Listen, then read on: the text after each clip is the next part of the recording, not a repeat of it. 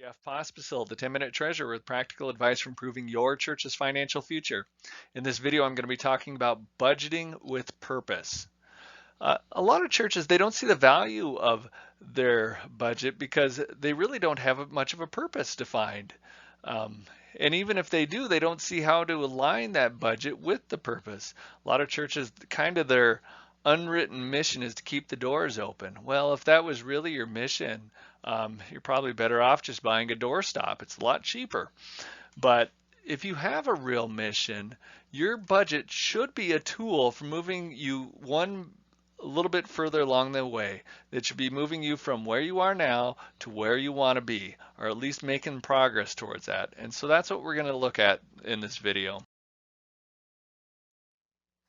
Okay, I'm going to leave you with a couple of quotes here that'll hopefully help motivate you and provide you some insight. First one is from Antoine de Saint-Something French, and it's a goal without a plan is just a wish. You know, we have a lot of churches that went through the effort of putting together a strategic plan or a mission and a vision statement or whatever. They have goals, but without the essential part of the plan, which is the budget, without that, you're not going to get there. If you don't start putting your money where you want to go, then you're not going to get there. I mean, imagine trying to take a trip, but you haven't put your money towards it, and your money just keeps going towards regular housing expenses, your regular personal expenses. Guess what? You're not going to make it on your trip. The next one is for those ones that haven't done that work, and this one's from Dave Ramsey. Without a mission statement, you may get to the top of the ladder and then realize it was leaning against the wrong building. And a lot of our churches that were kind of in cruise control, just trying to keep the church doors open, guess what? That's all they did, is they just kept the church doors open. They didn't invite new people in. They didn't help people grow deeper necessarily, or if they did, it was by accident. So this is an important part. And if your church hasn't gone through the steps of this, I'll encourage you to do that. And once you have a mission and vision for your church, then you need to start aligning things, and you need to align the property of your church. So if your vision happens to have something to do with reaching and discipling the next generation, you're investing then into your kids area, your youth area, whatever you need for young adults. But that's where you start investing. Of course, the finances, which is tied to the property, which is also tied to the personnel.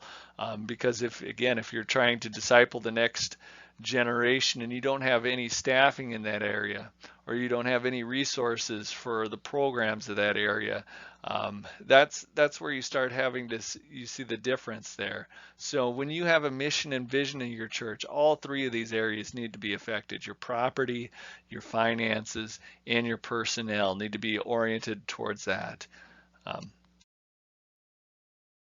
A lot of times we leave our mission and our vision as kind of vague and nebulous, but we really need to get crystal clear about that, because what you aim for, you need to know if you hit it.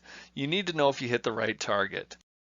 So you need to go through the work of actually getting very clear on what it is that we're trying to accomplish. Um, I don't know exactly what the mission is of Wessington Springs, but part of their vision would be that a tithe of their town would be worshiping in their church on any given Sunday. So they could do the math and look to see, here's where we're at, and we want to have 10% of the population of our town there. So they're going to know if they hit it, and they could celebrate it. It's not some nebulous goal of making disciples that you can anybody can make a case for if you won or accomplished it or not. It's a very clear goal. You know if you hit it, you know if you hit the right thing or not. So if your leadership team hasn't really settled on a mission statement, and it hasn't, or maybe you haven't gone through the work of making it clear, I encourage you to bring in a coach. This kind of hurt as a Buffalo Bills fan, but Bill Belichick is a great coach.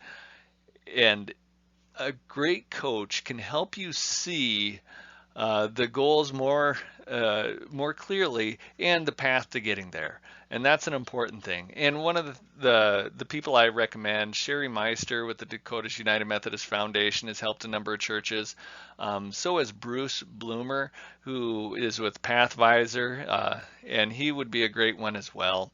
And there's other ones out there. But bring in a coach, somebody with fresh eyes that can help you go along the way. That'll make a world of difference, and it's worth the money. And for an example, I want to bring up our church in Madison, South Dakota. So Madison United Methodist Church that has a very crisp, clean mission statement, which is love God, love neighbor. That's what they want to help people do, is love God, love neighbor, and grow in that area. And so when they say love God, what do they mean? Well, they mean to help, they want people to love God through worship, prayer, music, and Bible study. So they did take some steps to get a little bit more clear on that. And then they could also, if they, I don't know if they've done this or not, but they could add goals. So what do they want?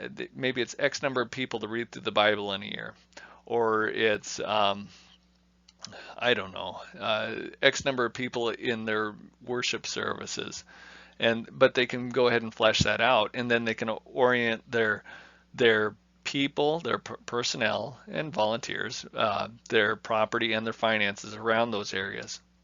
And for loving neighbor, they say inviting, caring, helping, and serving. Again, they can say we're going to do these kind of serving projects or whatever it is. They can help define that out, and it helps make everything just a little bit more clear on what you're aiming for. All right, I hope you saw the benefit or the connection of tying the purpose of the church to the budget.